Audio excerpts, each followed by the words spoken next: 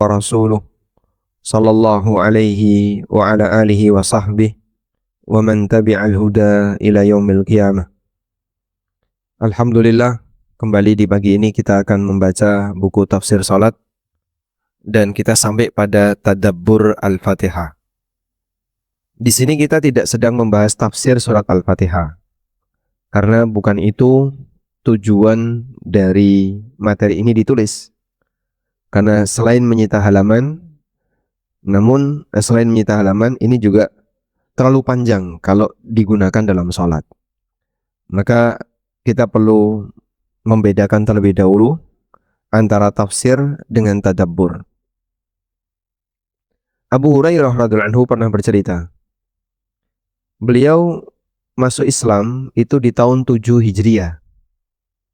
Dan saat datang ke Madinah, posisi Nabi SAW sudah berangkat ke Khaybar. Khaybar itu di utaranya Madinah.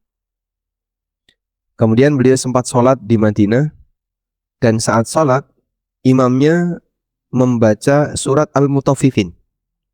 Wailun lil mutaffifin alladzina idza iktalu 'alan nasi yastawfun, sampai akhir dari surat.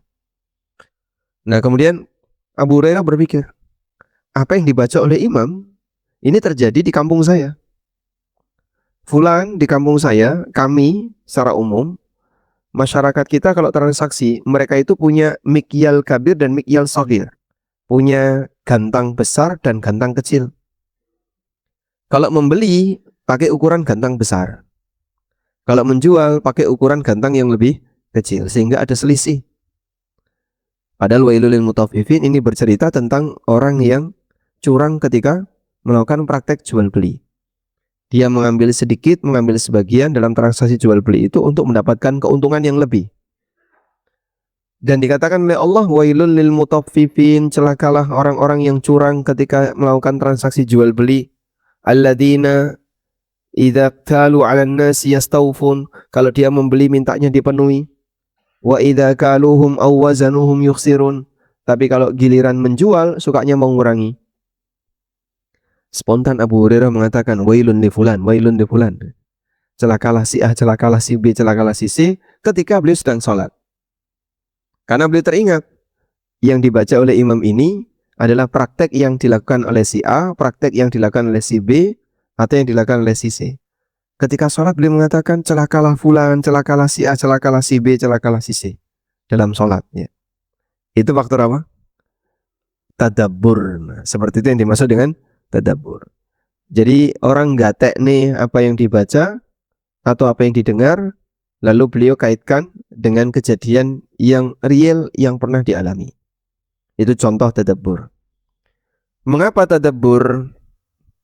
Karena ini yang diperintahkan oleh Allah Subhanahu wa taala. Dalam Al-Qur'an, dengan Allah Subhanahu wa taala perintahkan, afala yatadabbaruna al-Qur'an. Dengan tadabbur, seseorang bisa mendapatkan pelajaran yang akan sesuai bagi perbaikan dirinya. Allah menyebut orang yang tidak mau melakukan tadabbur, hatinya berarti terkunci. Afala yatadabbaruna al-Qur'an. Kenapa mereka tidak mentadabburi Al-Qur'an? Am ala qulubin aqfaluha. Ataukah ada kunci di hatinya? Sehingga manusia kalau tidak mentadabburi isi dari Al-Qur'an, itu disebut oleh Allah Subhanahu wa taala sebagai manusia yang terkunci hatinya. Dan konteks ayat ini berbicara tentang siapa, Pak? Orang munafik. Orang munafik tetangganya Nabi SAW. Setiap hari dia bisa mendengarkan ceramahnya Rasulullah SAW. Tetangganya Abu Bakar, tetangganya Umar. Tapi orang munafik mendengarkan Al-Quran, namun mereka tidak mentadaburi isinya. Sehingga Allah sebut hatinya terkunci. Allah jadikan tadabbur sebagai bagian dari tujuan Al-Quran diturunkan. Allah Ta'ala berfirman, Kitabun anzalnahu ilaika mubarakun liyadabbaru ayati. Itulah kitab yang kami turunkan kepadamu, mubarakun yang diberkahi. Liyadabbaru ayatihi, agar kalian mentadabburi ayat-ayatnya. Sehingga Allah jadikan tujuan Quran diturunkan adalah agar manusia merenungkannya. Selanjutnya, apa itu tadabbur? Bahasa mudah untuk menyebut tadabbur adalah merenungkan. Bahasa kita yang gatekno. Gatekno kayak. Nek dituturi gatekno. Digatekno itu maksudnya diperhatikan, kemudian diangen-angen. Gatekno, diangen-angen. Tadabbur Allah mudahkan bagi para hambanya agar mereka bisa mengambil pelajaran dari Al-Quran. Makanya ungkapan dalam Al-Quran itu ungkapan yang tidak terlalu tinggi levelnya dan tidak terlalu bawah ketika digunakan untuk bicara, sehingga terjangkau bagi siapapun yang mau mentadabburi, tapi bukan kalimat rendahan. Makanya dipuji oleh orang musyrikin dengan keindahannya, tapi tidak sulit untuk dipahami. Karena kan terkadang ada kalimat yang sulit dipahami, kayak puisi gitu. Puisi itu susah nggak dipahami, Pak? Ya? Susah ya? Aku apa? Kadang orang baca puisi. Jadi kalau puisi mungkin agak susah dipahami. Tapi untuk teks Al-Quran dan terjemahannya tidak sulit untuk dipahami bagi mereka yang mau melakukan tadabbur. Allah Ta'ala berfirman, وَلَقَدْ يَسَّرْنَا الْقُرْآنَ لِلذِّكْرِ فَهَلْ مِن مُدَّكِرٍ. Sungguh kami telah mudahkan Al-Quran untuk diambil peringatan, tinggal apakah orang mau mempelajari atau tidak. Atau Bari mengatakan, وَلَقَدْ سَهَّلْنَا الْقُرْآنَ بَيَّنَّاهُ وَفَصَّلْنَاهُ لِلذِّكْرِ. Sungguh kami mudahkan Al-Quran, kami jelaskan dan kami rinci lidzikri, untuk diambil peringatan. Liman arada ayatadzakkara, bagi siapa yang mau mempelajarinya, wa ya'tabira wa yatta'idha, dan yang mau mengambil nasihat, hawwannahu, maka Allah Subhanahu wa taala akan meringankannya. Baik. Selanjutnya, tadi di awal kita sebutkan bahwa tadabbur dengan tafsir itu beda. Yang lebih luas yang mana? Yang tafsir. Jadi tadabbur ini lebih sederhana. Maka kalau boleh dikasih tanda, tadabbur dengan tafsir itu begini. Tadabbur lebih ringan, lebih sederhana dibandingkan kajian tafsir. Kalau kajian tafsir ini menyangkut banyak hal. Misalnya sababun nuzul. Terus apa lagi? Kajian tafsir berbicara tentang sosok yang dibicarakan, sosok yang dibahas. Kadang ada ikhtilaf, perbedaan. Ada juga perbedaan dari sisi qiraah. Terjadi ikhtilaf dari sisi qiraah. Ada sekian cara baca. Nah, itu tafsir. Terlalu meluas. Kemudian mungkin kandungan-kandungan hukum. Kandungan-kandungan hukum. Terlalu meluas. Sedangkan tadabbur itu tujuannya ambil renungan. Orang merenung dari teks yang ada. Jadi misalnya Bapak mendengar Alhamdulillahi Rabbil Alamin. Segala puji bagi Allah Rabbul Alamin. Seluruh alam ini dikuasai oleh Allah. Bagaimana cara Allah menguasai alam ini? Ar-Rahmanir Rahim. Dialah zat yang maha pengasih dan penyayang. Allah menguasai alam ini dengan pendekatan penuh kasih sayang. Sehingga ketika Allah tunjukkan siapa dirinya, Allah tidak tampakkan dia zat yang menakutkan. Sifatnya menakutkan, tidak. Tapi Allah tampakkan kalau dia adalah zat yang maha kasih sayang. Dia mengatur alam dengan penuh kasih sayang. Nah, itu contoh tadabbur sederhana saat kita membaca Al-Fatihah. Dan nanti kita akan lihat ya. Selanjutnya, apakah kita mau mempelajari makna Al-Quran ataukah tidak? Ini kembali kepada kita masing-masing. Sehingga mereka yang mau mempelajari Al-Quran akan dimudahkan oleh Allah. Kita berikutnya akan berkenalan dengan surat Al-Fatihah. Umumnya surat dalam Al-Quran diberi nama dengan salah satu kata yang ada di dalamnya. Surat An-Nas diberi nama An-Nas karena di dalamnya ada kata Falaq karena ada kata Al-Falaq. Qul a'udzu birabbil falaq. Namun surat Al-Fatihah, meskipun namanya surat Al-Fatihah, namun tidak ada kata Al-Fatihah di dalamnya. Surat ini dinamakan Al-Fatihah yang artinya pembukaan. Mengapa dinamakan sebagai surat Al-Fatihah yang artinya pembukaan? Ada dua penjelasan ulama di sana. Pertama, karena surat ini adalah surat yang pertama ada dalam Mushaf Utsman, sehingga surat ini sebagai pembukaan Mushaf Al-Quran, walaupun bukan surat yang pertama kali turun. Kalau yang pertama kali turun itu surat apa, Pak? Al-Alaq. Al-Fatihah bukan surat yang pertama kali turun. Yang kedua, surat ini adalah surat yang pertama kali turun secara utuh, sebagaimana disebutkan dalam riwayat Al-Baihaqi dalam Dalailun Nubuwah. Meskipun pendapat ini pendapat yang lemah. Dan yang benar, surat yang pertama kali turun adalah surat Al-Alaq. Selanjutnya, tentang identitas Al-Fatihah. Surat ini terdiri dari 7 ayat dengan sepakat ulama. Hanya saja mereka beda pendapat apakah basmalah termasuk ayat pertama dari surat Al-Fatihah ataukah tidak. Kalau 7 ayat kemudian basmalah itu diperselisihkan, bagaimana ngitungnya? Coba kita lihat Al-Fatihah ya. Ngitungnya seperti ini. Ini menurut pendapat yang mengatakan basmalah ayat pertama. Bismillahirrahmanirrahim ayat pertama. Alhamdulillahirabbil alamin ayat kedua. Nanti ayat yang ketujuh paling panjang.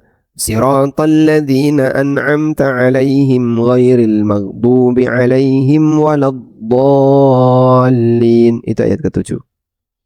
Jadi ayat ketujuh paling panjang. Ayat 1 sampai ayat 6 itu sampai ihdinas siratal mustaqim. Sekarang kalau bismillah bukan ayat pertama. Alhamdulillahirabbil alamin. Ayat pertama ya.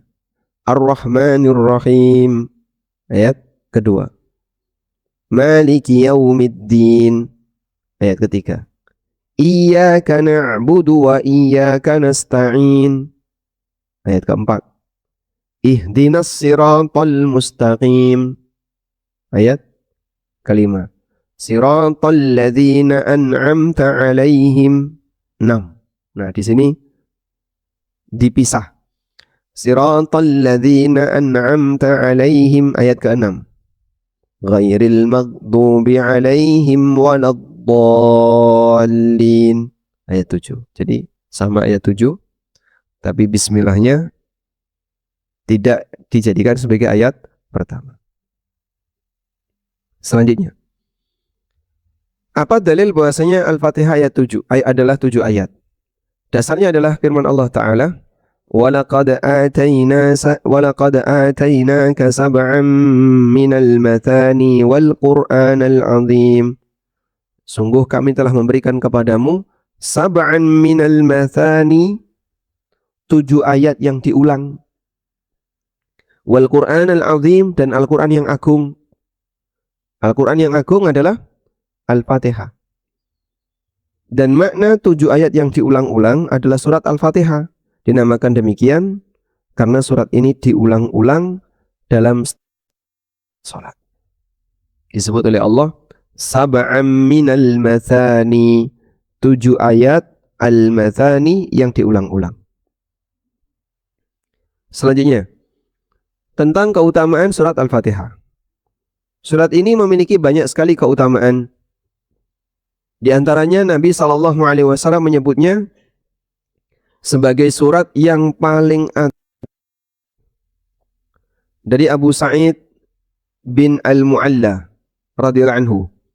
Nabi SAW bersabda, "La u'allimannaka suratan hiya a'dhamu suratin fil Qur'an.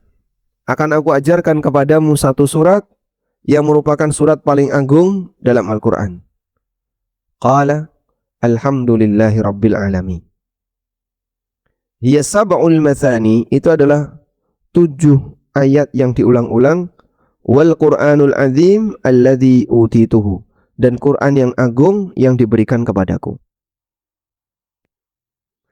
Sehingga Rasulullah sallallahu alaihi wasallam menyebut Al-Fatihah sebagai a'dhamu suratin fil Qur'an, surat yang paling agung dalam Al-Qur'an. Surat Al-Fatihah juga memiliki keistimewaan di mana Nabi sallallahu alaihi wasallam mengatakan bahwasanya surat ini tidak dimiliki oleh para nabi yang lain. Sehingga surat ini menjadi keistimewaan Nabi Muhammad sallallahu alaihi wasallam. Ibnu Abbas radhiyallahu anhu bercerita, Jibril pernah duduk di dekat Nabi sallallahu alaihi wasallam.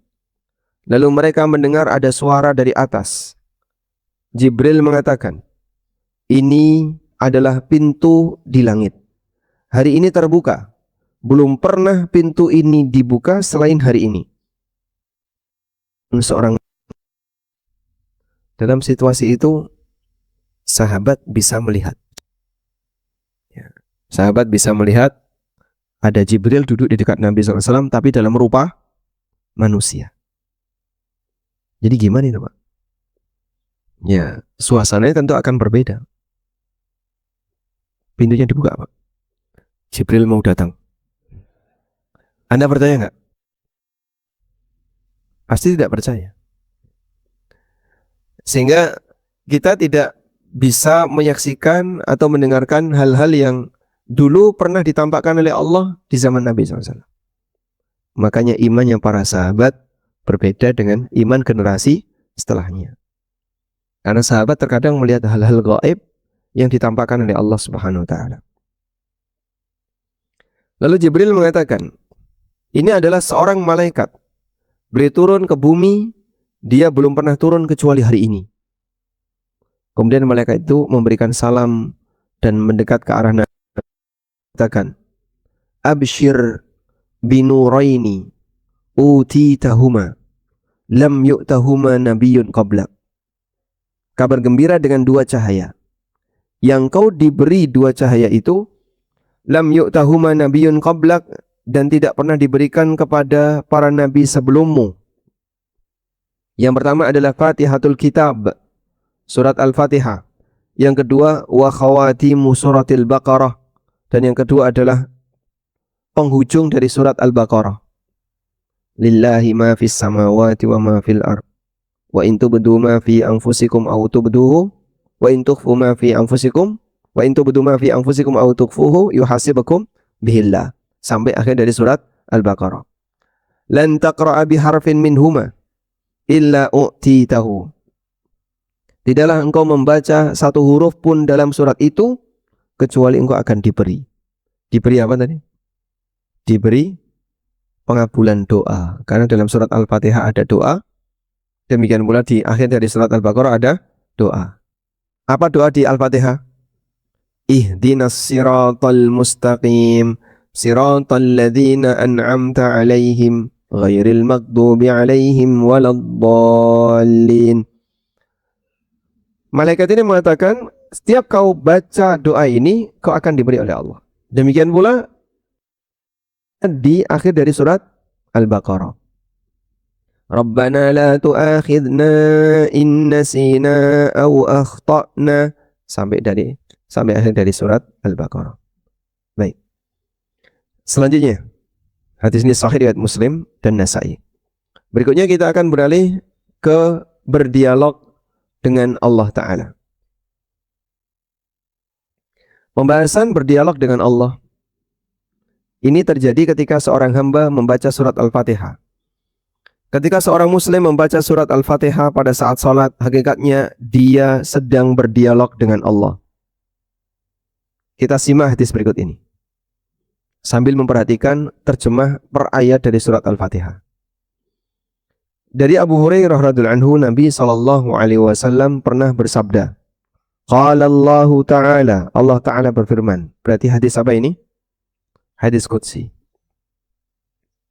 Allah berfirman, qasamtus salata baini wa baina abdi nisfain. Aku membagi salat menjadi dua antara aku dengan hambaku. Wali abdi ma sa'ala, dan hambaku mendapatkan apa yang dia minta. Fa idza qala al-'abdu, ketika sang hamba membaca alhamdulillahi rabbil alamin, maka Allah Ta'ala yang ada di atas merespon, hamidani abdi, hambaku telah memujiku. Wa idza qala, dan ketika sang hamba membaca ar-rahmanir rahim, maka Allah Ta'ala merespon, asna alayya abdi, hambaku mengulang pujiannya untukku. Wa idza qala malik yaumiddin, apabila hamba membaca malik yaumiddin, maka Allah merespon, majjadani abdi, hambaku mengagungkanku. Wa qala marratan fawwada ilayya abdi, dalam riwayat yang lain Allah berfirman, fawwada ilayya abdi, hambaku telah menyerahkan dirinya kepadaku. Fa idza qala iyyaka na'budu wa iyyaka nasta'in, ketika hambaku membaca iyyaka na'budu wa iyyaka nasta'in, Allah berkomentar, hadza baini wa baina abdi, ayat ini terbagi antara aku dan hambaku. Wali abdi ma sa'ala, dan hambaku mendapatkan apa yang dia minta. Fa idza qala, ketika hambaku membaca siratal mustaqim siratal ladzina an'amta 'alaihim ghairil maghdubi 'alaihim waladdallin, qala, Allah berfirman, hadza li abdi, ini jatah hambaku. Wali abdi ma sa'ala, dan hambaku mendapatkan apa yang dia minta.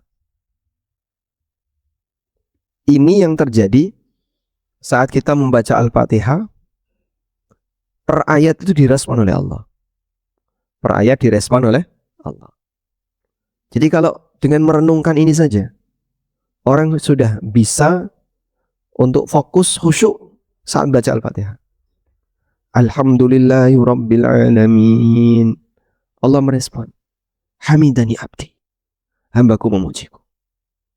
Terus gimana cara Allah merespon dengan jumlah Al-Fatihah yang demikian banyak dan tidak pernah putus? Kita tidak perlu bingung dengan perbuatan Allah. Kulla yaumin huwa fi sya'n, fa bi ayyi tukadziban. Allah ngurusi para hambanya, dan Allah Ta'ala memiliki urusan setiap hari. Dan Allah ngurusi para hambanya tanpa putus. Sampai hambanya yang tidur diurusi oleh Allah. Sehingga Pak, dalam satu waktu Pak, ada berapa jumlah orang yang berdoa Pak? Tidak ada yang tahu kecuali Allah. Sekarang misalnya Bapak berdoa, dalam satu tempat ini, ada yang minta A, minta B, ada yang minta biar utangnya cepat lunas, ada yang minta biar utangnya cepat kelar, ada yang minta ini, ada yang minta ini, ada yang minta biar jodohnya lancar, rezekinya lancar, dengan aneka permintaan yang berbeda-beda. Terus mana yang didengerin Pak? Padahal kita kalau duduk, ada 3 orang bicara dalam satu waktu, bisa nggak kita nangkap tiga-tiganya? Bisa? Nggak bisa. Terus gimana kalau ada jutaan orang yang berdoa dengan warna permintaan yang berbeda-beda? Gimana cara Allah Subhanahu wa Ta'ala mendengarkan dan merespon doa itu? Hamba tidak perlu pusing dengan perbuatan Allah, karena Dia Zat yang Maha Kuasa, dan Dia mampu mendengarkan semua doa dalam satu waktu dengan aneka ragam doa yang berbeda. Jutaan orang yang berada di Arafah, saat hari Arafah, semuanya nyadong berdoa dengan aneka permintaan yang berwarna-warni. Allah paham nggak permintaan mereka? Paham. Selanjutnya, hadis ini menunjukkan, hadisnya sahih ya, riwayat Ahmad, Muslim, dan yang lainnya. Hadis ini Fatihah adalah rukun salat. Karena Nabi SAW menyebut bahwasanya Allah berfirman, qasamtus salata aku membagi sholat. Dan yang dimaksud membagi sholat di sini adalah membagi bacaan Al-Fatihah. Aku membagi bacaan Al-Fatihah dalam sholat. Berarti Al-Fatihah adalah rukun sholat. Selanjutnya, Al-Fatihah disebut sholat karena surat ini dibaca saat sholat. Dan seorang hamba yang membaca surat ini ketika sholat, dia hakikatnya sedang melakukan dialog dengan Rabb-Nya. Allah membagi bacaan Al-Fatihah dalam sholat menjadi dua. Setengah untuk Allah, setengah untuk hamba. Setengah untuk Allah adalah bagian awal yang bentuknya pujian untuk Allah. Maliki yaumiddin. Sedangkan setengah untuk hamba, yaitu doa dan permohonan yang diminta oleh sang hamba. Mereka minta agar mendapatkan petunjuk seperti orang yang telah mendapatkan nikmat. Ihdinas siratal mustaqim, siratal ladzina an'amta alaihim. Dan ada satu ayat yang dibagi dua, yaitu iyyaka na'budu wa iyyaka nasta'in. Setengah untuk Allah dan setengah untuk hamba. Iyyaka na'budu ini bagian untuk Allah. Iyyaka nasta'in ini bagian untuk hamba. Demikianlah peta dari surat Al-Fatihah. Sehingga saat kita membaca sambil mendengarkan seperti ini, sambil menyimak atau sambil merenungkan seperti ini, maka akan bisa lebih fokus. Baik. Saya mau tanya, ada nggak di antara Bapak Ibu yang baru pertama kali dengar hadis ini? Sudah pernah dengar sebelumnya ya? Sudah. Alhamdulillah. Bagi yang pertama kali mendengar, terkadang memberikan pengaruh yang lebih. Baru tahu saya Pak Ustaz, kalau ternyata waktu kita sholat itu kita sedang berdialog dengan Allah. Dan itu pengaruhnya ada nanti Pak. Saat dia sholat, pas mau coba Fatihah itu pelan-pelan. Kok gak rampung-rampung, sedang berdialog dengan Allah. Kita tidak mendengar jawaban langsung, tapi kita merasakan bahwasanya kita sedang berdialog dengan Allah. Dan itulah khusyuk ketika sholat. Itulah dialog antara hamba dengan Allah saat dia membaca surat Al-Fatihah. Semoga semakin meningkatkan rasa khusyuk kita ketika kita menjalani ibadah sholat. Mengenai pertanyaan bagaimana itu bisa terjadi? Bukankah yang membaca surat Al-Fatihah itu ribuan bahkan jutaan manusia? Lalu bagaimana cara Allah berdialog dengan mereka? Pertanyaan ini bukan urusan kita. Allah Maha Kuasa untuk melakukan apapun sesuai yang Dia kehendaki. Dan tidak semua perbuatan Allah bisa dinalar atau dilogika oleh manusia. Kita taruh bagian ini sebagai sesuatu yang tidak bisa dijangkau akal. Kok ini nggak masuk nulur? Ya, memang bukan masuk nulur. Ini di luar jangkauan akal. Maka jangan dikomentari, nggak nurul saya. Di luar jangkauan akal, ya sudah, kita serahkan kepada ilmu Allah Subhanahu wa Ta'ala. Kewajiban kita adalah meyakini bahwa itu pasti terjadi secara hakiki, sementara bagaimana prosesnya hanya Allah Subhanahu wa Ta'ala yang Maha tahu. Wallahu a'lam.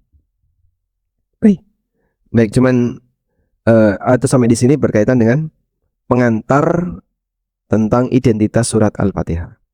Berikutnya kita masuk renungan Al-Fatihah, tapi kayaknya kita tunda pekan depan saja, karena renungan ini cukup panjang, biar nanti menyatu, sehingga dari ayat per ayat bisa kita baca lebih utuh. Insya Allah nanti kita akan baca di pertemuan berikutnya.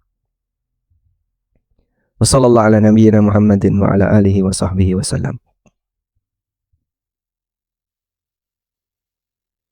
Baik, pertanyaan yang tertunda pekan kemarin mungkin bisa disampaikan di kali ini ya.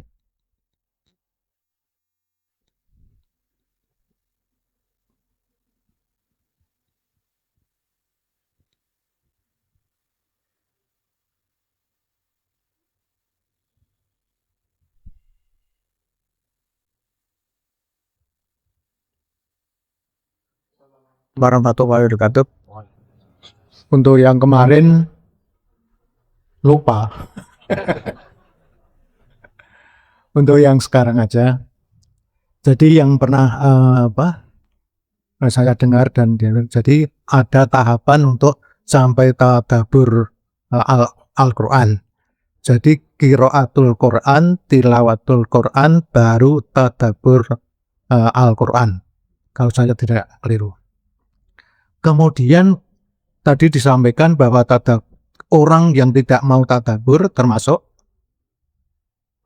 orang materi Terkunci hati. terkunci hatinya. Padahal sementara ini, terutama saya lah, tadabbur Al-Fatihah itu nggak tahu. Kemudian yang lain-lain mungkin istilahnya tidak hanya tadabbur Al-Fatihah, kemudian yang lain-lain. Kemudian sekarang ada istilah tadabbur alam, orang rekreasi itu apa nih, tadabbur alam, keren namanya istilahnya. Yang ingin saya tanyakan, apakah tidak perlu istilahnya sampai ke tadabbur itu qiraatul dan tilawatul itu apa tidak harus kita, maksudnya harus kita lewati, karena tanpa qiraatul dan tilawatul niscaya tidak akan terjadi tadabbur. Terima kasih. Assalamualaikum warahmatullahi wabarakatuh. Waalaikumsalam warahmatullahi wabarakatuh. Bagaimana dengan fase membaca Al-Quran sebelum fase tadabbur Al-Quran? Qiraah dan tilawah kurang lebih sama ya. Hanya saja dalam membaca Quran itu ada bacaan minimalis dan ada bacaan yang sempurna.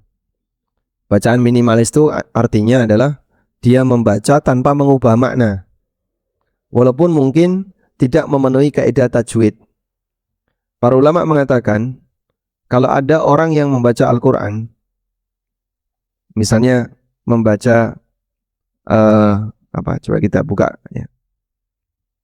Dia membaca Dzalikal kitabu la raiba fihi hudal lil muttaqin alladzina yu'minuna bil ghaibi wa yuqimunas salata wa mimma razaqnahum yunfiqun wa mimma hum yunfiqun.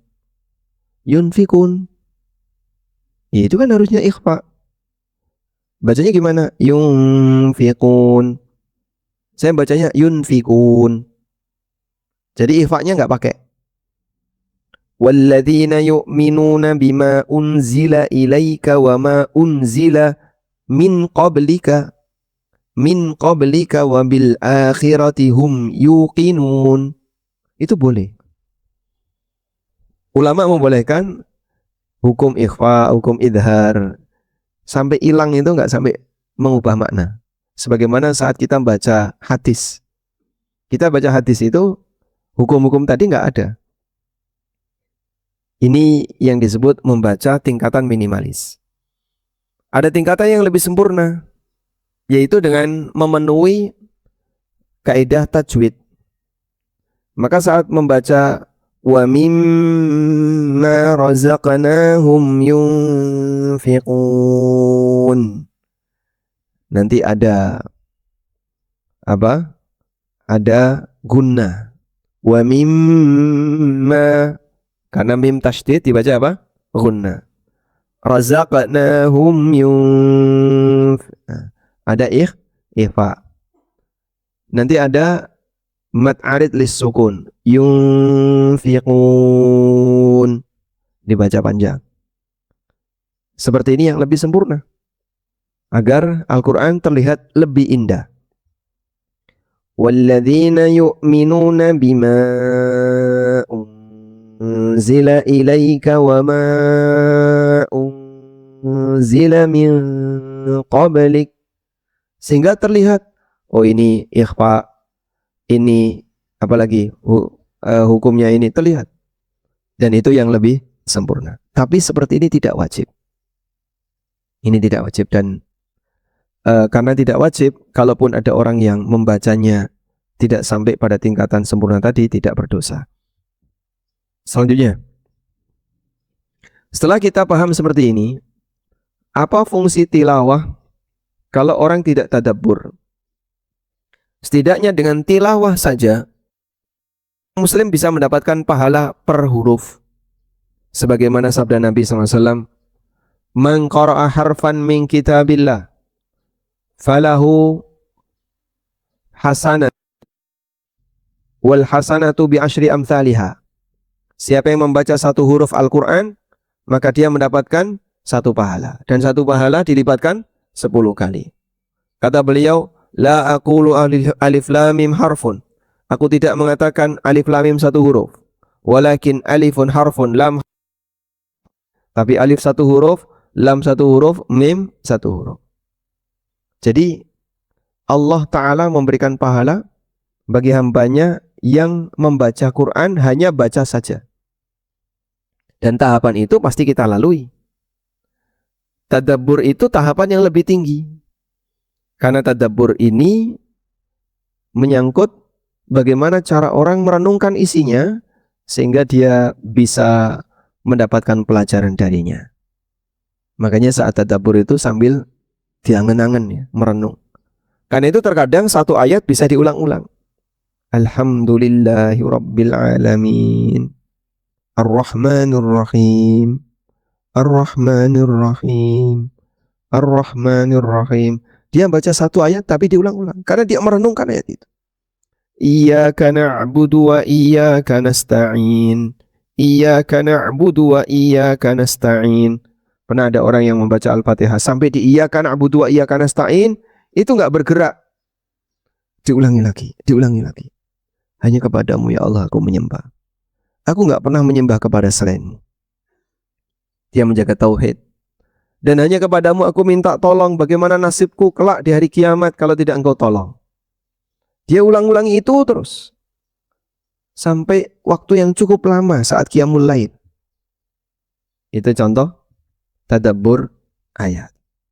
Dan yang seperti ini akan bisa membuat orang itu lebih khusyuk dalam sholat.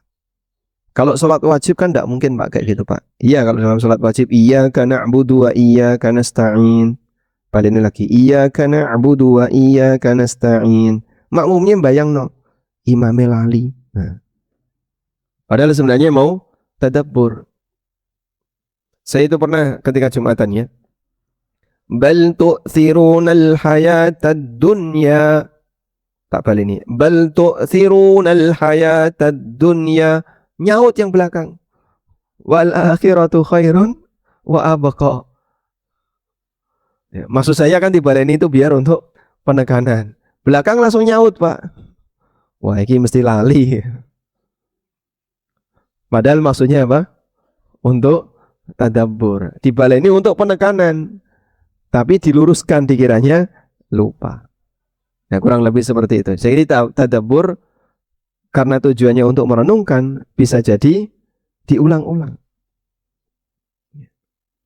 Dan orang kalau meresapi sesuatu saat membaca bacaan tertentu, dia itu bisa sambil nangis.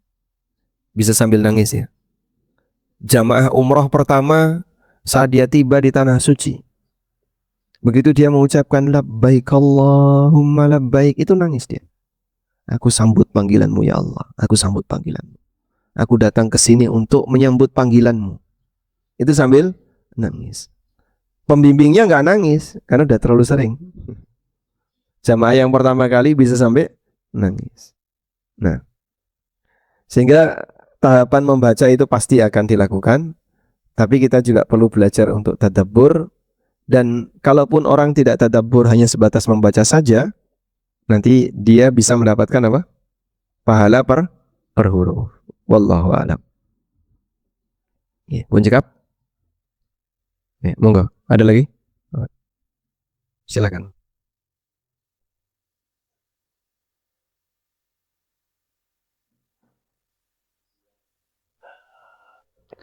Terkait perbedaan pendapat tentang membaca surat Al-Fatihah bagi makmum di sholat-sholat jahar. Ada pendapat yang mengatakan cukup mendengarkan apa bacaan imam. Yang kedua pendapat yang harus membaca karena tidak ada sholat tanpa Al-Fatihah. Sebenarnya pendapat mana yang lebih kuat Ustaz? Terima kasih. Dalam sholat jahriyah, ketika imam mengeraskan bacaan, Lalu bagaimana dengan makmum? Apakah perlu baca Fatihah ataukah cukup diam mendengarkan? Ada khilaf di kalangan ulama ya. Wallahu alam, secara pribadi kalau ditanya mana pendapat yang lebih kuat dengan dua pendapat yang tadi sudah disebutkan. Kalau secara pribadi saya lebih menilai yang lebih kuat adalah diam. Kenapa diam? Pertama, saat Nabi SAW menyampaikan tentang apa yang harus dilakukan oleh makmum, beliau membolehkan untuk membaca Al-Fatihah ketika imam sedang sholat jahriyah. Tapi setelah itu beliau mengatakan untuk selanjutnya kalian tidak perlu membaca. Dan hadis ini termasuk hadis yang sahih sehingga bisa dijadikan sebagai dalil. Walaupun ada juga yang mengatakan hadis ini tidak valid, terutama bagi mereka yang mengatakan bahwasanya bacaan Fatihah bagi makmum itu hukumnya wajib sehingga harus dilakukan. Tapi kita punya alasan yang kedua. Alasan yang kedua adalah apa fungsinya imam mengeraskan bacaan jika makmumnya baca sendiri-sendiri? Berarti kan rano sing ngrungokno. Berarti nggak ada yang mendengarkan. Kalau seluruh makmum membaca, ini baca, ini baca, ini baca, imamnya juga baca. Imamnya baca keras, makmumnya semuanya baca, walaupun pelan. Berarti siapa yang mendengar bacaan imam? Tidak ada, karena semuanya fokus membaca. Berarti tidak ada fungsi dari perintah untuk mengeraskan bacaan dalam sholat pada sholat jahriyah yang dilakukan oleh imam ketika seluruh makmum mereka membaca. Yang ketiga, kalau makmum tidak membaca, Al-Fatihah makmum sudah ditanggung imam. Maka dalam posisi ini, kalaupun makmum tidak baca, dia tidak membahayakan status keabsahan sholatnya. Wallahu a'lam. Hingga yang lebih kuat adalah tidak perlu baca. Untuk sholat jahriyah ya. Kalau sir, makmum harus baca. Misalnya, rakaat ketiga dan keempat pada sholat isya, makmum harus baca. Rakaat ketiga dalam sholat maghrib, makmum harus baca. Rakaat keempat dalam sholat subuh, tidak ada ya. Tidak ada ya. Wallahu a'lam. Selanjutnya.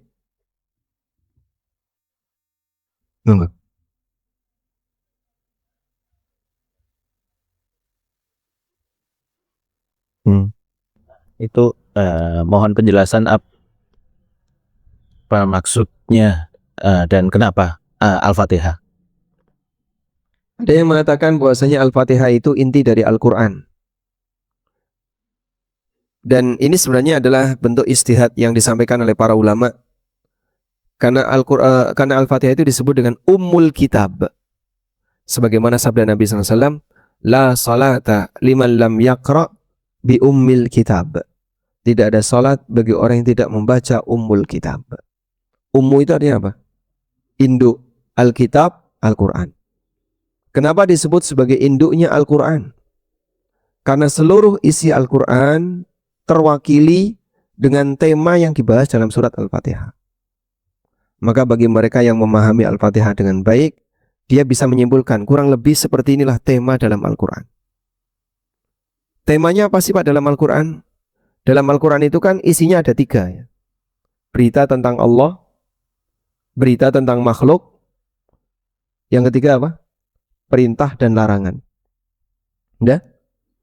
Berita tentang Allah dalam surat Al-Fatihah banyak. Berita tentang makhluk dalam surat Al-Fatihah Allah memberitakan tentang maghdub wad dhalin. Ada 3 makhluk yang diberitakan oleh Allah dalam Al-Quran. Siratal ladzina an'amta alaihim, orang yang diberi nikmat. Ghairil maghdub wala ad-dhalin. 1 orang yang jalannya lurus dan 2 orang yang menyimpang. Orang yang menyimpang 2. 1 menyimpang karena nggak punya ilmu. Ini yang disebut dengan dolin. Yang kedua, menyimpang padahal dia sudah tahu. Ini yang disebut dengan al-maghdub. Sedangkan orang yang lurus adalah orang yang berada di atas siratul mustaqim. Udah? Kemudian, dalam surat ini juga mengandung perintah dan larangan. Perintah dan larangan dalam surat ini adalah perintah untuk minta hidayah. Dan tujuan kita menjalankan syariat adalah agar bisa berada di atas jalan hidayah. Nah, seluruh tema itu ada di surat Al-Fatihah. Maka saat kita membaca tema seperti ini, kita bisa mengatakan Al-Fatihah mewakili pembahasan tema yang ada di surat yang lain, sehingga disebutlah sebagai Ummul Kitab. Dan Nabi SAW mengatakan Al-Fatihah sebagai Al-Quranul Azim, Quran yang paling agung, karena dia berisi tema-tema yang istimewa, mewakili seluruh tema dalam Al-Quran, dan juga satu permohonan intinya yang menjadi inti dari tujuan hidup, yaitu mendapatkan hidayah dari Allah. Ihdinas siratal mustaqim. Wallahu a'lam. Selanjutnya cukup. Yang terkait dijelaskan Ustaz tadi tentang bacaan jahar sama sir tadi ya. Itu kadang kita sebagai makmum pas di bacaan sir itu kadang kita telat bacanya, makmum udah ruku, imam udah ruku duluan, kayak itu gimana Ustaz ininya? Kalau makmum sudah ruku duluan, Imam sudah ruku duluan, sebentar bacaan menyelesaikan. Iya, sebelum menyelesaikan Al-Fatihah, maka makmum harus ikut ruku, jangan menyelesaikan, karena nanti jadinya sholatnya tidak seragam. Apalagi makmum dalam menyelesaikan Al-Fatihah kan beda-beda ya. Sehingga kalau seluruh selesaikan dulu baru ruku, nanti sholatnya begini-gini. Siji ruku, siji i'tidal. Nggak ada keseragaman.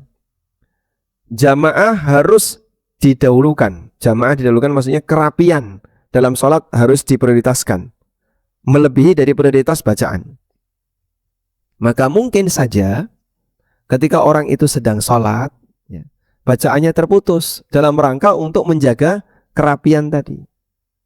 Bahkan kadang kita yang seharusnya tidak melakukan itu harus melakukan dalam rangka menjaga kerapian. Misalnya Bapak dapat 1 rakaat terus tasyahud awal, sah atau tidak? Baru dapat 1 rakaat tasyahud awal, sah atau tidak? Tidak sah, kecuali jadi makmum masbuk. Bapak baru datang setelah imam dapat 1 rakaat. Kita takbiratul ihram, imam sudah di rakaat yang kedua. Begitu imam tasyahud awal, kita ngapain? Ikut tasyahud awal. Loh kan kamu belum waktunya tasyahud awal, kok ikut tasyahud awal? Ya karena imamnya tasyahud awal, maka aku harus tasyahud awal. Andaikan imam atau makmum itu harus menyempurnakan sendiri, maka imam saat tasyahud awal, makmumnya nggak boleh ikut, berdiri dia. Tunggu nanti imammu sampai berdiri ulang. Tapi kenyataannya tidak demikian. Nah, sampai makmum ngalahi seperti itu dalam rangka untuk menjaga keseragaman ketika sholat berjamaah. Apalagi cuman bacaan Al-Fatihah yang belum beres. Belum waktunya duduk saja kita disuruh duduk. Apalagi cuman bacaan Al-Fatihah yang belum beres. Sehingga saat menjumpai bacaan Al-Fatihah yang belum beres, imamnya sudah ruku, maka makmum ikut ruku. Karena itu disarankan bagi imam agar jangan terlalu cepat baca Fatihah di sholat sir. Tujuannya apa? Agar makmum tidak kepontal-pontal. Aku durung rampung, kepontal-pontal langsung melu rukuk, iku i'tidal. Gerak rukuk sami Allahu liman hamidah. Ini imam yang kecepatan. Loh, ini kan dalam rangka untuk meringankan makmum, bukan meringankan makmum, ini memberatkan makmum. Makmummu jadi malah kepontal-pontal. Wallahu a'lam. Selanjutnya menjawab. Nah,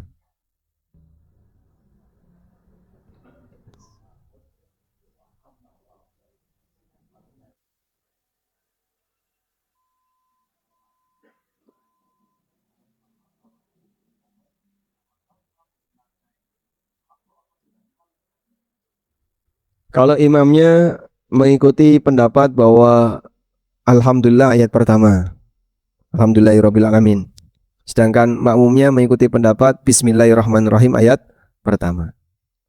Nah, bagaimana sikap makmum ketika imamnya langsung membaca Alhamdulillahirabbil alamin, padahal dia merasa imamnya nggak baca Bismillah, misalnya ya.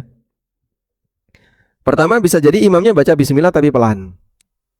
Yang kedua, kalau misalnya imamnya tidak baca Bismillah, pertanyaannya, salat imam sah nggak? Sah. Karena salat imam sah, maka makmumnya sah. Sebab kaidahnya man sahhat salatuhu sahhat imamatuhu. Siapa yang salatnya sah, maka sah jadi imam. Siapa yang salatnya sah, maka sah jadi imam. Wallahu a'lam. Baik, walhamdulillahirabbil alamin. Demikian yang bisa kita bahas, semoga menjadi materi yang bermanfaat. Allahumma anfa'na bima 'allamtana wa 'allimna ma yanfa'una warzuqna ilma. Wa sallallahu ala nabiyyina Muhammadin wa ala alihi wa sahbihi wa sallam. Wa akhiru da'wana alhamdulillah.